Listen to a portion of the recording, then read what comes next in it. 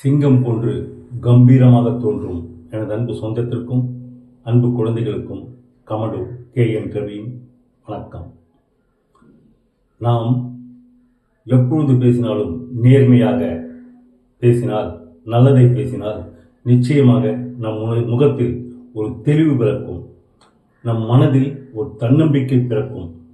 அதேபோன்று நமது கம்பீரம் தோன்றும். அதேபோன்று நாம் எந்த செயலை செய்தாலும் நேர்மையாக செய்தால், நல்லதை செய்தால் நிச்சயமாக நன்றாக வாழ முடியும். ஒரு சிலர் கேட்பார்கள், நேர்மையாக வாழ்ந்து என்ன சாதிப்பது, தவறுகள் செய்து சந்தோஷமா ஜாலியாக இருக்கிறோம்னு சொல்லுவாங்க. ஆனால் யோசித்து பாருங்க, தவறுகள் செய்துவிட்டு சில நாட்கள் ஜாலியாக சந்தோஷமாக வாழ்ந்து விட்டு பிறகு அவர்கள் வாழ்க்கை கேள்விக்குறியாகின்றது. அது சரியா?